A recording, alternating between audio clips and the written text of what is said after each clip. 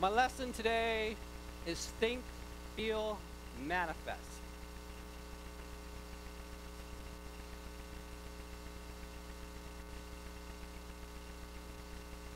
Three words.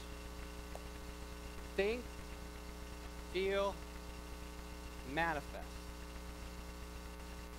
Everybody say that with me. Think, feel, manifest. Before I get into the lesson today, some of you may have never seen me before. You may be asking, who am I? Where did I come from? What planet did I descend from? I was born Mark Christopher Velasquez. My father's name was Manuel. My mother's name was Denise. They both came from Texas. First generation California. But I go by Reverend Jan Mark, or simply Jan. Some may just know me as Mark. But what I really am is spirit. And what you really are is spirit. I'm always careful not to confuse what I am with what I do. What I do for a living, what I do for hobbies, where my family lineage comes from, what my socioeconomic background is, how big my house is. That's not who I am. Who I am is spirit. Who you are is spirit. Consciousness in action. 25 years ago was my first time here in Butte County. Just graduated high school. That'll give you an idea of my chronological age.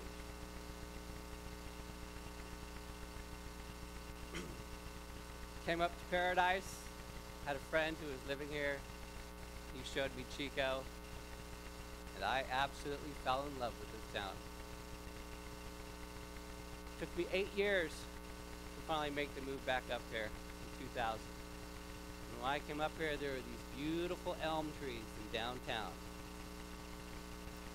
Orange trees all around the downtown plaza. Visualize that for a minute. The town had a different vibration, different energy. It was beautiful. It still is. It still is an amazing town. And it always will be, because it's Chico.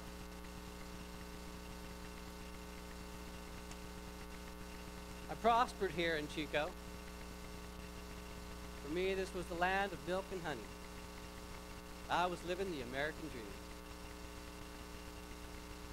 And then in 2006, I was laid off from my job in Butte County. Well, I had not yet been introduced to metaphysics or the science of mind philosophy. So what did I do? Got down on my knees and I said a prayer. I said, Lord, I need some help. My American dream is falling apart. 3 things happened. I had a part-time boss that I worked for at the Days Inn on the corner of 8th and Broadway, 2 blocks from my house. She gave me a book, Unlimited Power by Tony Robbins. Unlimited Power by Tony Robbins.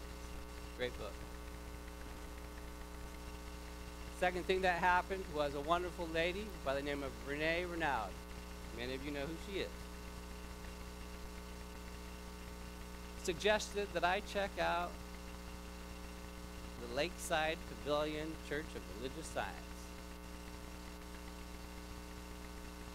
I walked in there, heard Dr. Carolyn McEwen speak, and realized that that was the teaching I had been looking for my entire life. And I know she has impacted many of you here as well. And finally, the last thing that happened as I took classes in the science of mind. Reverend Jill Lacefield and the late Reverend Louis Gates. And that's how I was introduced to the philosophy of the science of mind.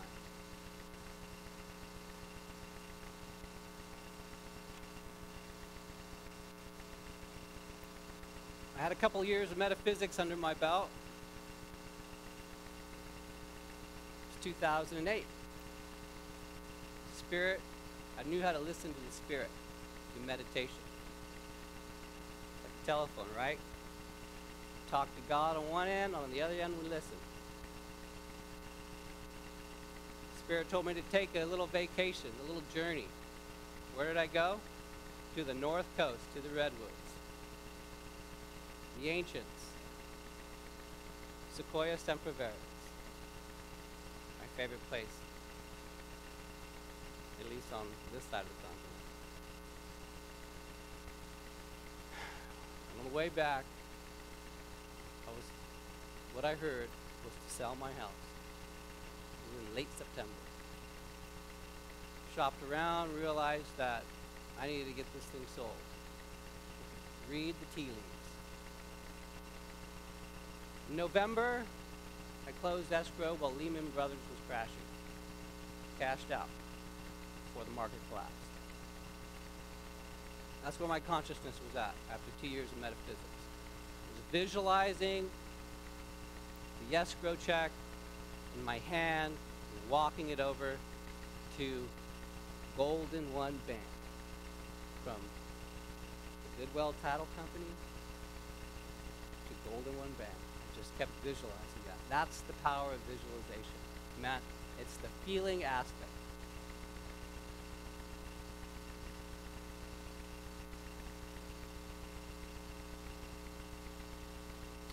Don't ever underestimate the power of visualization.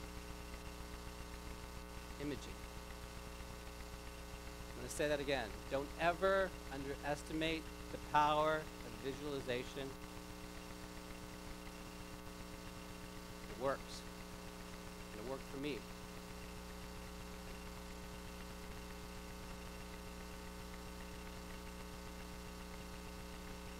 Now, at this point, I ended up at my friend Corey's house with a backpack. And I did a spiritual mind treatment for a bicycle because I was taking Amtrak back to my parents' home. Like many people who weren't firmly rooted during this crisis, they went back to live with their parents. Within 45 minutes, a bicycle showed up at our front door. That's where my consciousness was at after 2 years of metaphysics.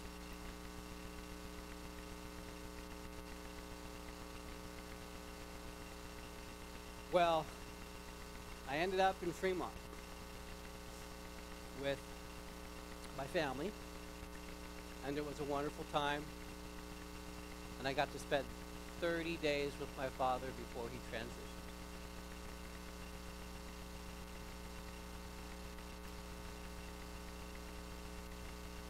I'm speaking to the choir. We know there are no coincidences. I had an abundance of time with him before he left this planet.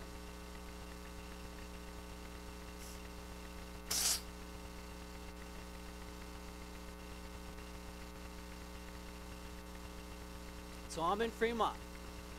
First thing I did was looked up the Church of Religious Science, closest one to me. Wasn't far away, about 2 miles. 30 years, I think it had been there, close to 30 years. Founding minister was Dr. J Scott Neal. His teacher was Fenwick Holmes, Ernest Holmes' older brother. For 2 years, I studied with him and his wife, Cynthia Cavalcante Neal. When I was here for Dr. Carolyn's 35th anniversary, I was watching that video of the 20-year anniversary, and I saw a video of a man at a podium, just like I'm standing here now. His name was Dr. Long. I turned to the guy next to me and said, "Who is that guy?" as I continued to listen to Dr. Carolyn's lecture, she said she remembered sitting at the knee of Dr. Long in paradise and just gleaning the wisdom he had. Now, I don't know who Dr. Long was, but I knew he was one thing about him, that he was an absolute. Well, that's the kind of teacher Dr. J Scott Neal was. He taught me a lot. So I'm very grateful for that experience.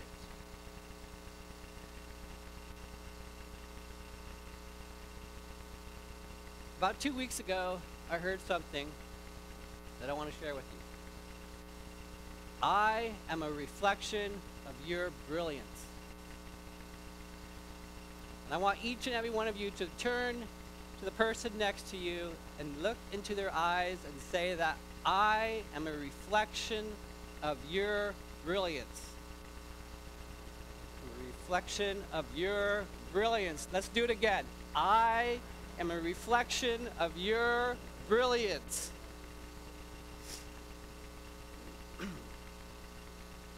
That's the truth. That is the truth. I am a reflection of your brilliance.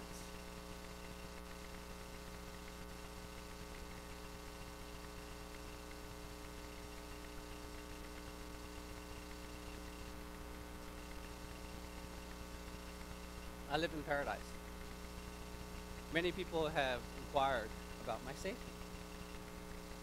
Here I am.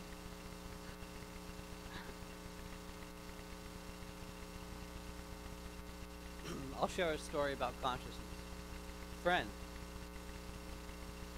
was evacuated after calling her neighbors because she knew they slept in, waking them up and saving their life.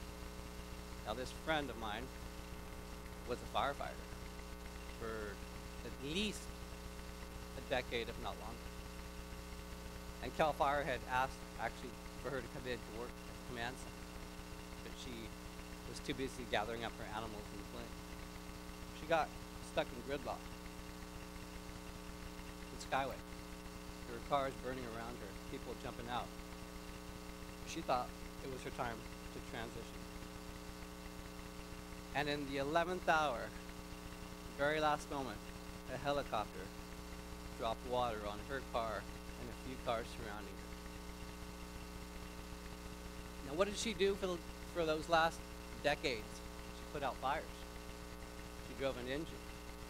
It was in her subjective mentality that fires get put out. It was in her subconscious mind that fires get put out. How did that bucket of water land on her car and the cars right around her while the other ones were burning and people were fleeing? The law. The law is the servant of the eternal spirit. Right out of the Science of Mind textbook. She attracted it to her consciousness. Because at the end of the day, consciousness is all we really are. I got a phrase that I like to say over and over again, which is, divine timing works in all my affairs. Well, divine timing worked in her moment of need. As a matter of fact, there's a passage in the good book. Source is our ever-present help in our moment of need.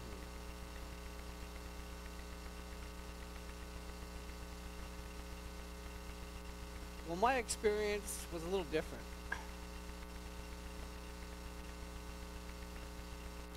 I didn't want to be selfish. I have a fiance. She's beautiful. She told me to pack up the Honda and the cat and get out. So it's 10 in the morning. It's pitch black. I saw the embers in my yard and it was time to go. But there was gridlock. And something prompted me, spirit, divine mind, told me to pull off and park my car in the parking lot of the Goodwill. Big piece of asphalt there. And I left my cat and I left my Honda locked up and I walked back up to my home. It took me about 20 minutes. I had a respirator on and I won't get into the details of what I saw, but I got back to my house. I had already locked my front gate, so I had to hop over the fence. And I did a spiritual mind reading. I said, my house is protected as well as the vicinity around it. And for 5 hours, I was watching my neighbors' homes go up, watching the glass shop go up. But there was nothing that was burning within the vicinity around my house. And at one point, I realized I just wanted to relax and have a cup of coffee.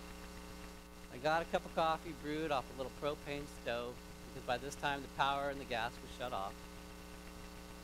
I came over here to my couch like this, and I sat down. And I was looking at my piano bench with my Indian blanket with the picture of the Maha Avatar and Ernest Holmes, and this beautiful lamp and the little crystal. And all of a sudden I heard this bird chirping and singing, because it had the water hose going on the top of my roof, and it was coming to drink and sip, take refuge from the heat. And there was this beautiful song that this bird was singing during this, what could be described as chaos. And just this deep peace settled over me, and I started giving great thanks. Great thanks for my teacher, Dr. Carolyn, Jill, Louie, Dr. J, Cynthia, Kathy Fernandez, Michael Benson, all the people who, my beautiful fiance, my parents, and I was just looking at these two pictures sitting on my couch, and it was just peaceful, an absolute peace. It's hard to describe. It was just thankful for having the opportunity to have that experience of just having that moment in my home.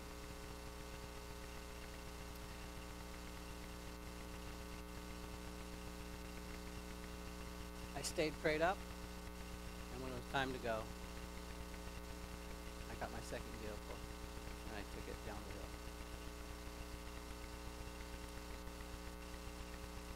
There's a frequent phrase that I like to say, which is, do not fall into the law of averages. Stay prayed up. Stay prayed up.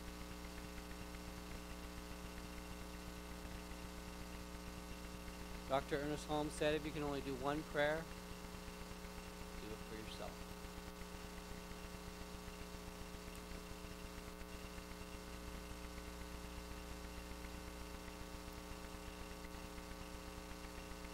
Now I'm going to ask the audience a question. Who wants more abundance?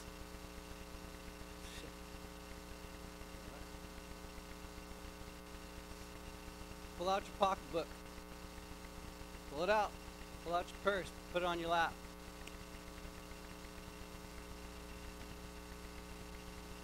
Yeah, don't be afraid to pull it out. You want more abundance. We know how the law of reciprocity works. Put your other hand on top of it. Follow me in consciousness. I bless everything in here.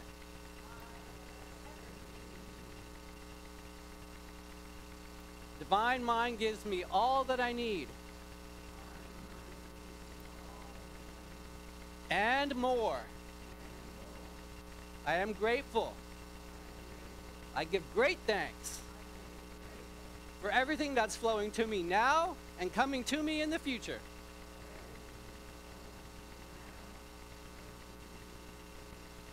And so it is.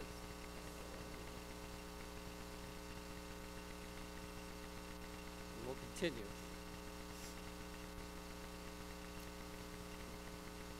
Abundance starts in consciousness. Abundance starts in consciousness. And gratitude is the key to manifestation. Gratitude is the key to manifestation. If you're grateful for what you have now, more will come to you. Never condemn anybody else's riches. It's the quickest way to make your own flee.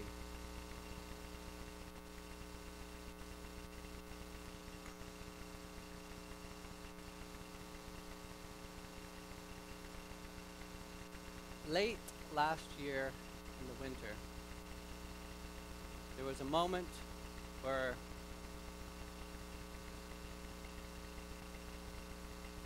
my subconscious mind gave me something beautiful. I'm going to share it with you. When I was 7 years old, maybe 8, my parents took me, my brother, and my 2 sisters to a place near Angels Camp, near Sonora, California. And this place was called Buck's Cabin. And this cabin was surrounded by pine trees. There was red dirt all around it. You know, I'd go upstairs. There was a pitched roof, A-frame. I'd play with their son on these little hockey tables. I was very young. But I remember running around that cabin, kicking at the dirt, and just loving the time I spent there. Sometimes we would take the van, sometimes we would take the station wagon. I remember looking out the window as a child and thinking, one day I want to live in a place where there's red dirt.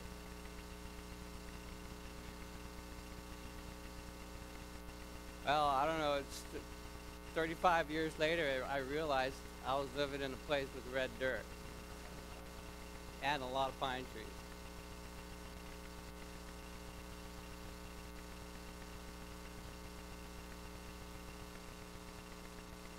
I'm going to close my talk with a story about a veteran who I ran into. It's only fitting. It's Veterans Day today. I was in Paradise, and I was going to the Beyond Fitness early in the morning to work out. And here was this young man with this light shining out of his eyes, and the Spirit just spoke to me that we needed to connect. So I gave him my card, and about a month later he called me, and we sat down on the Skyway and had coffee, and he expressed to me that, yeah, you know, he was in a tough spot because he was injured in his tour over in the Middle East. I unloaded on him. I gave him every piece of metaphysical knowledge I could within an hour. Shocked him. But he was receptive. He was open-minded. About a month later, he called me up. He thanked me. And about another month later, I was sitting on Bidwell Mansion, and he walked by and he saw me meditating, and he said, you know, I need your help. I don't have a place to stay. So I let him actually sleep in his car on my property at the time, because I was going through some work.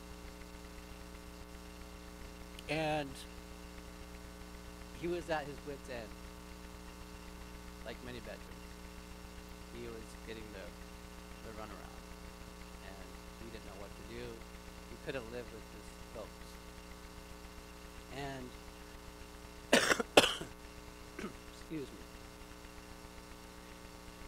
I taught him some basic science of mind principles. I said, divine justice works in all your affairs. I said, look in the mirror, tell yourself that, tell yourself you're rich, and man, this kid just soaked it up. I mean, he would do anything for me, and he was just going with it. Next thing I know, he called me up and said, I just found $200 in my car I didn't even know I had. So his belief system had been activated.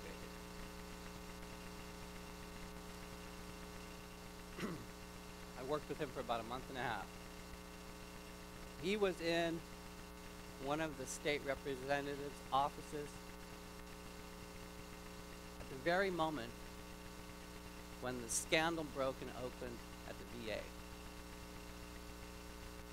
A year later, he showed up while I was recuperating from a shoulder surgery, handed me an envelope with the $30 I had gifted him, as well as a cell phone I had bought him, and said, "Thank you very much, Jan. I've received my full pension. I found myself a wife. She's pregnant, and we're going on the road to do ministry." And I had put that suggestion into his mind, telling him that he should find himself a woman.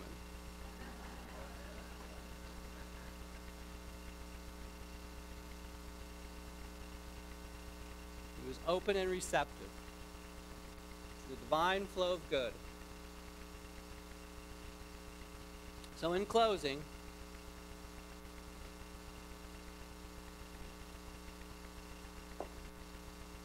tomorrow we have a holiday, Veterans Day. I want to leave you with a bit of wisdom from Dr. Robert Bitzer. He said, never forget principle, even on special occasions. Never forget principle, even on special occasions. So wherever you are tomorrow, and on Thanksgiving, and on Christmas, when you're with your family and your friends, remember that the law is the servant of the eternal Spirit. And law works if we work it. So it is. Thank you.